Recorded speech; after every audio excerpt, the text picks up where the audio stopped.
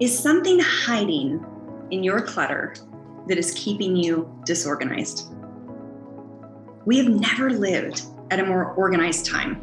Just turn on Netflix or go to Amazon.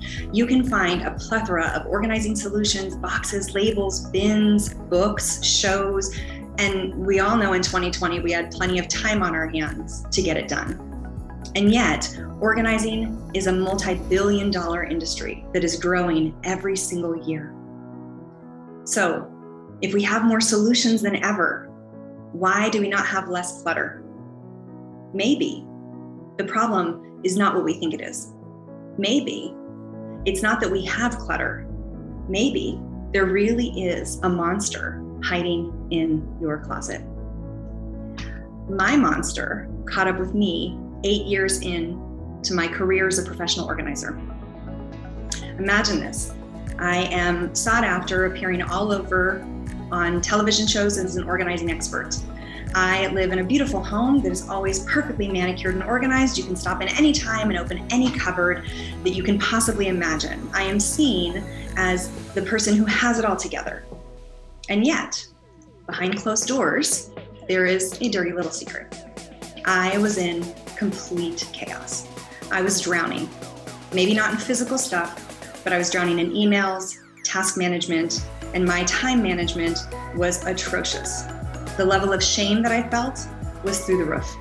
Who am I, this glowing professional, who one weekend is appearing as an expert, the next weekend is head down, spending 12 hours trying to dig myself out of my email chaos? And I know I'm not alone. I remember I hit my breaking point one 4th of July, and I'm sitting in there doing my, every quarter or so monthly clear out because, I don't know about you, but when I started my business, email wasn't what it is today, and calendars weren't what they are today. And so I would just triage through my life. And then every couple months, I would actually jump in and go deep on clearing myself out of the chaos that had found me, beating myself up the whole time for missing this email or that opportunity, or being too ashamed to send an invoice again because I'd forgotten to, right? Just living under this cloud of chaos. And I can hear outside of my window this 4th of July parade passing me by. And I'm thinking isn't that a metaphor for my life? I'm sitting here letting my life pass me by because I am stuck in this chaos. And it dawned on me in that moment, what if the problem is not the chaos? What if the clutter is telling me that I have a problem? And in that moment, it was like lightning struck. And I saw that I was using my chaos to hide from my life. I was unhappy. I lived in a city I didn't like. I was with a partner that did not feel healthy to me, and I had no idea how to get out of it. And so I stayed buried in my clutter and in my chaos and in my email, any opportunity that I could, while the parade of my life passed me by. And until I had that awareness, until I had that insight, no solution was working because the problem was not my clutter. And the minute that I started to make changes in my relationship, make changes to my city, empower myself to have the support emotionally, physically that I needed to change my circumstances, none of the solutions were working.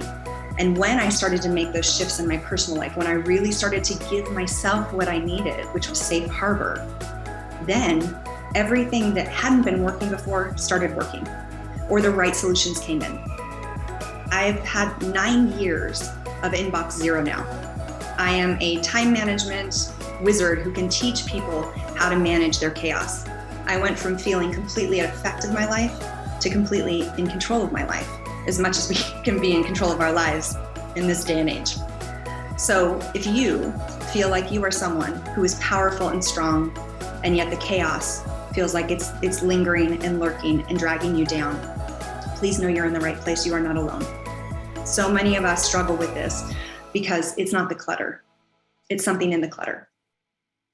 And we are going to talk about that today. We're going to dig into the 4 monsters that are keeping you disorganized.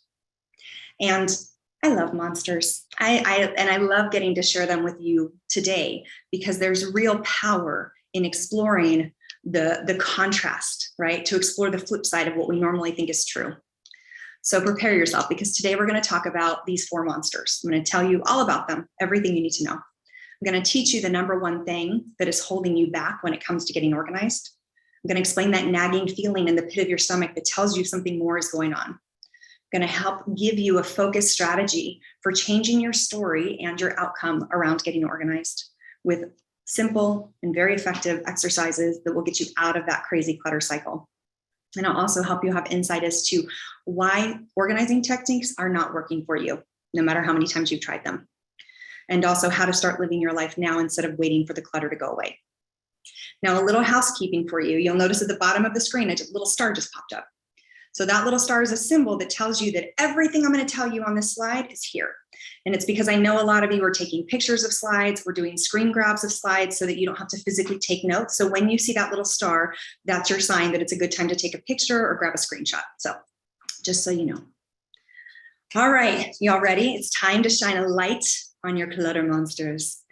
So I love the idea of monsters for a lot of different reasons. I grew up telling all of my cousins scary stories. It was delightful to me. I still have a cousin who's in his 40s who will not sleep with his leg out of underneath the covers because he's terrified of the monster that I told him about. But I grew up watching scary movies. I don't like gore, but I remember having this deep compassion for monsters. Like I watched Candyman, and I'm watching that thinking, well, yeah, of course he's trying to take revenge. Like, look at what you did to him. Like, I could always see the monster side of the story. I could always see that there was something bigger going on besides the just monstrous, scary thing that we see on the outside. And I think that clutter is very much in alignment with this concept of monsters, because clutter is terrifying. Like, I love organizing, and clutter is terrifying. And what is in our clutter is terrifying. And it has the same aspect with monsters. And the truth is also, it's terrifying and we can't quite wrap our hands around it. It's terrifying, but we don't know why. Or what exactly is terrifying, or where the terrifying thing is. Is it there or there? We catch a glimpse and then it's gone. And we really do have that beautiful option of something that's terrifying is also bringing us an incredible gift. And so we're going to explore that today. So the first monster is our witch, and that is negative self-talk. Now, I chose the witch to represent this because our words are powerful. Our words manifest and create. They are cast like spells, right? There was a great quote that said that's why we call it spelling, because we are creating with our words, and we have real power when it comes to choosing the words that we use.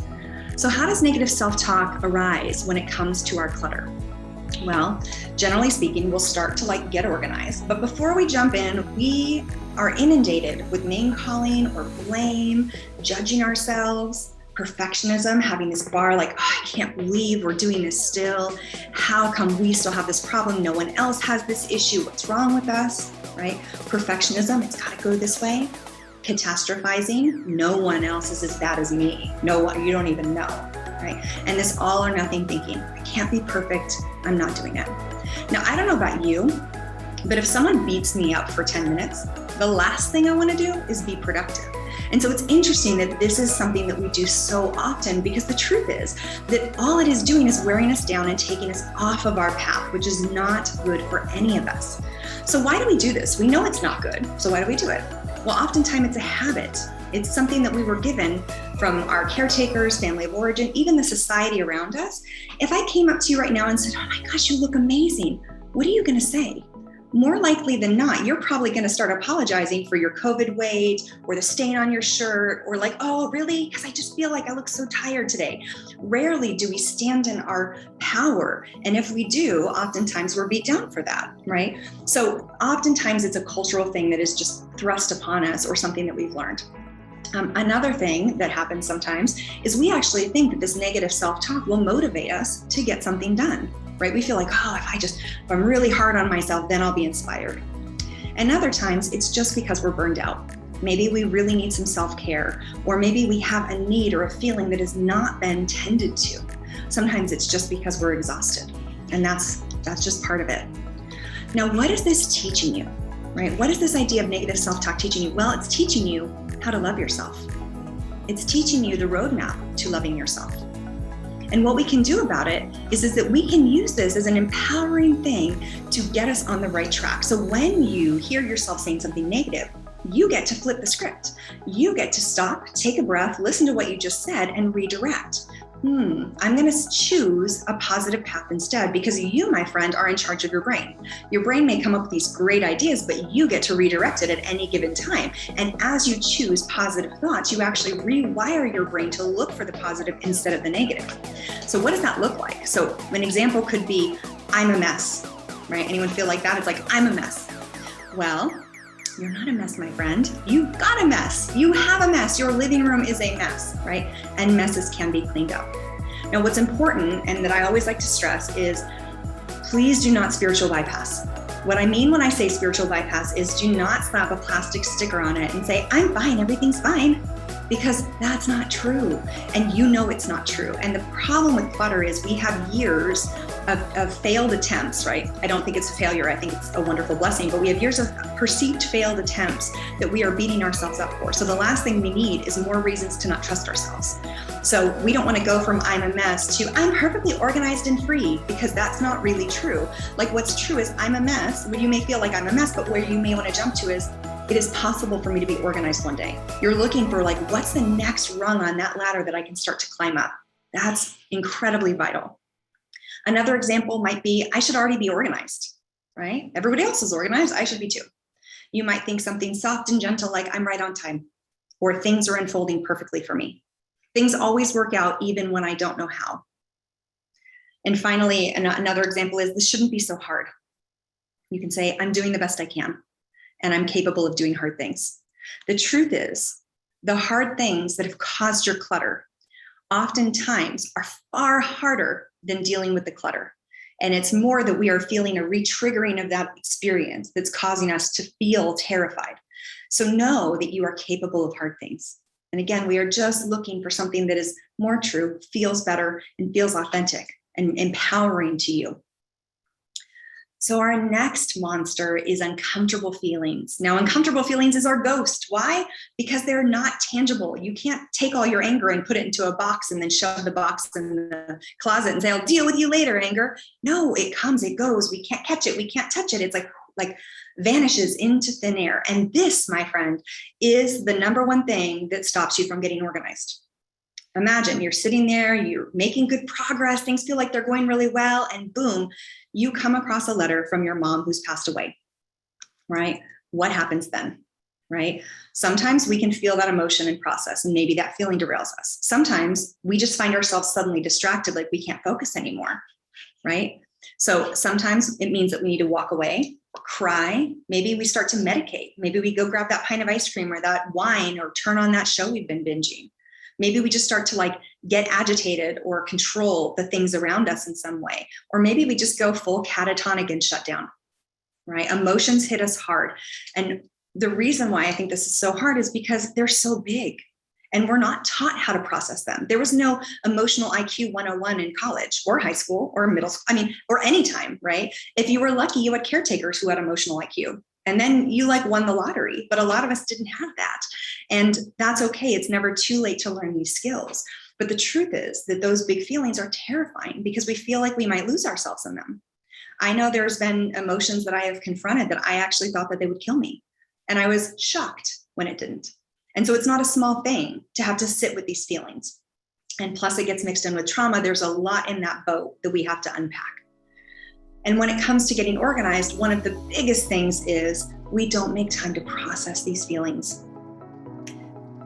Oftentimes we think of organizing as this task to complete. I've got to do this in 2 hours, 30 minutes, right? And yet the same truth resounds, which is organizing is complicated and it's a healing journey. It is not a destination. Your after picture is not the goal.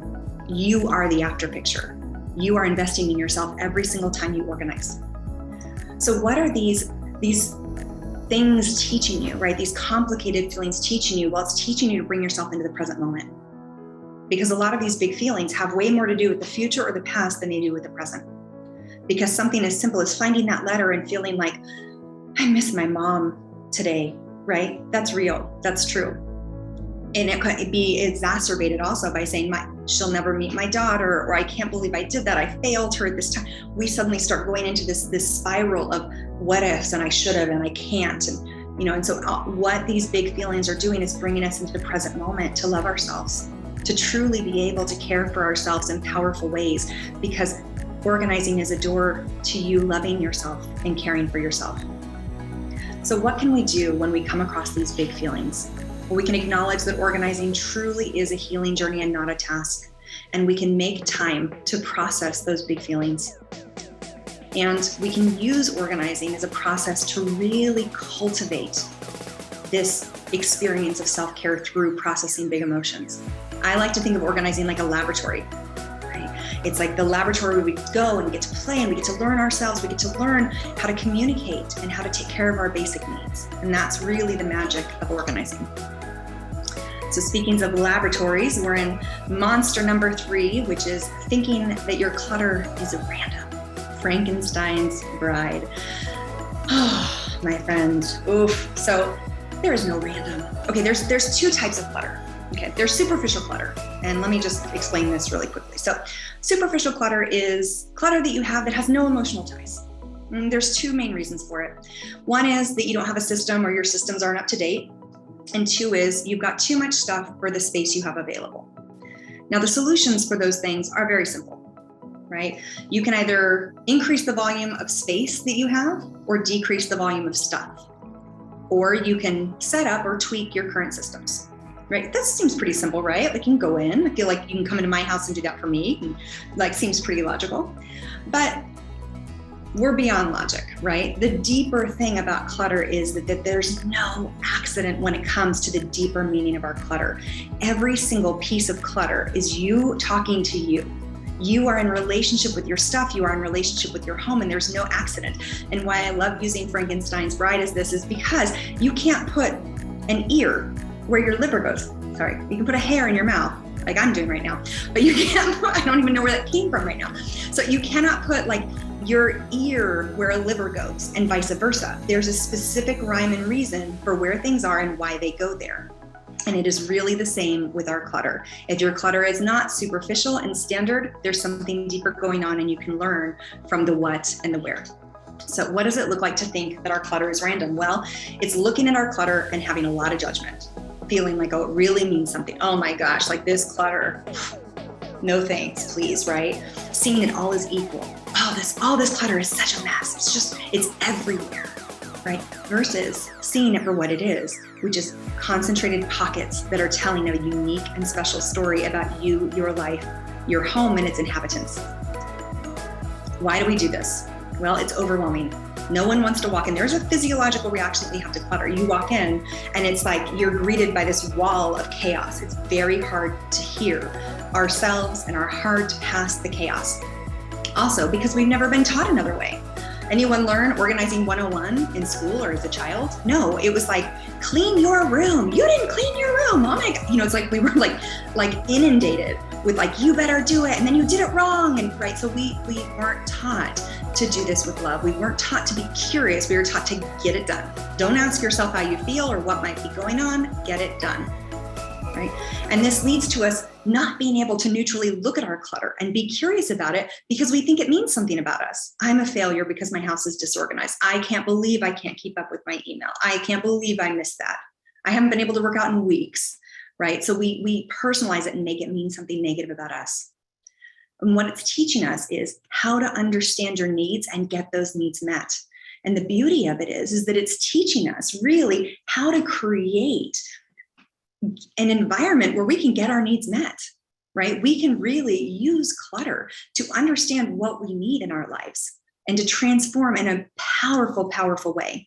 And we do this by asking 2 questions, or really like looking at 2 different elements. One is looking at the spaces. Where are you disorganized? Because this is going to show you the area of your life that is being affected. Every single room in your home represents an area of your life, and the spaces will tell you that. And the stuff will tell you the need that is attempted to be met. The stuff is going to tell you what's needed. And the minute that you can learn to read those, you take your power back from that clutter. You become the captain of the ship. And that is powerful. And no one can take that away from you. And no clutter can bury that or hide it or remove it from you. And we all deserve that. And this is what I teach in my programs. And this is the message that I like to share, because the truth is you don't need one more organizer who's telling you what boxes to use, because I don't really care. Like, the truth is any box will work and no box will work. And no boxes will work ever if you don't have this deeper thing dialed in for yourself. So let's talk about monster number 4, our 4th monster, last one. And that is delayed living, keeping our life under wraps like the mummy. I'll just lock it all in until I get organized, until I lose weight, until I meet the partner of my dreams, until. We have so many things that we are waiting to receive before we start our life, right? Feeling like we can't really have people over until the clutter is completely handled. I'm super anti on that one. I will say, if you can't handle my mess, you don't get to come into my house when it's beautiful. Like, I'm sorry, you want me, you get all of me, my friend. Like, it's a hard pass, right? So you get to learn to really say, like, this is me and I'm here and I'm with you. So why do we do this? Take your pick. Maybe it's feelings of inadequacy or perfectionism, fear. Maybe we have anxiety, like, gotta be perfect, right? Or maybe we don't want to let go of the control monster, right? Or maybe we feel like someone's going to disapprove of me and that would be like death. Or this is a big one for a lot of us, thinking that our value comes from what we have or what we do, not who we are. I struggle with that every single day. I still have it locked in that if I give to you, it's more beneficial than just being who I am. And it's a practice. It really is a practice. So what is this teaching you? This is teaching you how to be completely yourself and live your life to the fullest right now. Every single moment of this monster flaring up is an opportunity for you to come home to yourself as you are, perfectly imperfect right now. So what can we do about it? We can start to live the life that you think an organized life will give you right now. Don't wait, right now. And you can do that with 2 questions. Ask yourself first, what will being organized give me?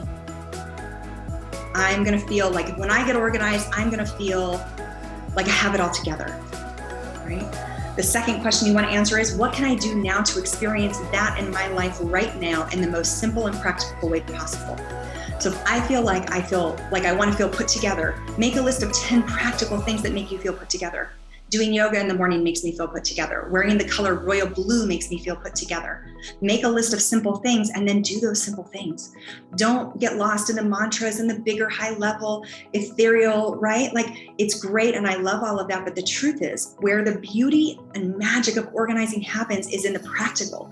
It's in you saying, I can daily experience the life that I want to live right now through my physical space.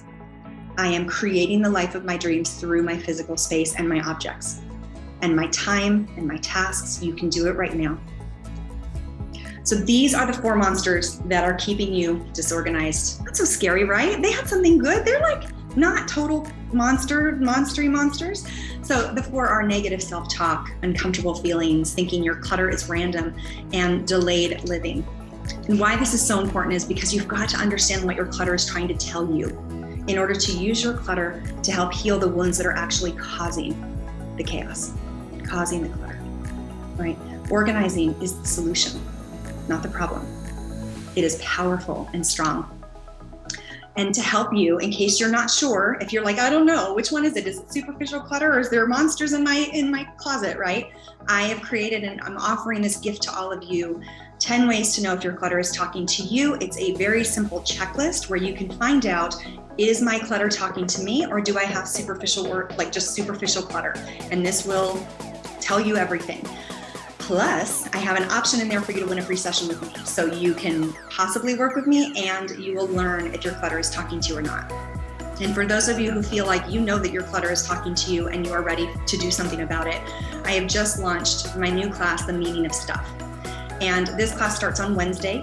I closed the cart 3 days ago, but I wanted to share it with you all today because this is really a game changer when it comes to getting organized, because we have enough discussions about boxes and labels and bins. And what I want is a real transformation. I want you to never need to spend all weekend getting organized again. I want you to really understand and use that clutter to help you transform. What this class is going to teach you is it's going to teach you how to discover why you are still disorganized. Why has it been holding you back? Most people think that it's a few different things. Oh, I don't have time. I don't have the right space. There are over 130 reasons why you may still be disorganized. And until you know what your special cocktail is, it is very hard to move past that. So it's vital that you start to learn, why are you disorganized? Not why is the collective disorganized, but why are you, so you can move beyond it. I'm going to help you learn to face the uncomfortable feelings that clutter brings out. You'll learn to decode your rooms, to discern what areas of your life are out of balance, and how to awaken that clutter wisdom in order to get your needs met without the clutter. You'll awaken that intuition, learn to trust yourself again, and embody your life and home right now, as well as carve out a safe space and community to continue to create, transform, and heal. This is the most powerful program I've ever developed, and it's the most important conversation on clutter that I really think that we can be having right now. So who is this for? It's for badasses. Sorry, excuse my French, but it just is. It's for badasses, specifically badass women who have gotten so lost in their chaos that they have forgotten what a badass they are. When I look at my clients, I'm like, you are amazing. And I say that to them and they're like, what are you talking about? And I'm like, you are, and you know you are. But the chaos helps us forget, and we need to stop forgetting. It's also for people who know that there's a deeper meaning to their clutter and they aren't willing to waste another day. And it's for people who want to use their clutter to transform their lives. This is a powerful, powerful tool. If any of you have watched my TEDx talk, you know about Trisha. Trisha used a teacup to launch her career. Claire used a bathrobe to welcome in true love and partnership. Donna used a box of paperwork to leave a soul-sucking job, start 2 successful businesses, and move to the city of her dreams. Lance turned a photo into a Grammy nomination. Jessica used her stash of plastic bags, anyone, to get off the couch and feel more like herself again. And James used a pile of boxes to welcome in true love. These are a small sample of case studies that I've worked with in the last 17 years. It is powerful and it is true. One object can change your life with the right lens of awareness. So if you feel like you want to be a part of this incredible journey, we start on Wednesday. I have reopened this class just for you all, just for the people in this group. You can join at meaningofstuff.com, and you can join until tomorrow night at midnight. Because I know this is like, at the 11th hour, you are welcome to email me directly at hello@starhansen.com. I'll be around all day today. I'm teaching another class later, so you are welcome to email me. I'm happy to talk to you about this and be here for you, because I really, really believe in this concept, this philosophy. And I know firsthand that the light that reveals your clutter monster is the same light that will guide you home. And you deserve to come home to yourself, within your space. You deserve to have a safe space in this insane time and world that we are living in. You can create the life of your dreams, and I'm honored to help you. I'm here for you. Even if I've never met you, I have love for you, and I know what you are capable of. Thank you so much for having me today. It is an absolute delight, sending so much joy, and thank you very much, Madam Toastmaster. Thank you so much, Star. And thank you for sharing that special invitation to join you. If anyone was not able to take a picture of the information or write the information down and needs that information, please do not leave this Zoom meeting without putting your name in the chat and making sure we get that information to you. Thank you so much, Star. You are a life changer, and we appreciate you joining us today.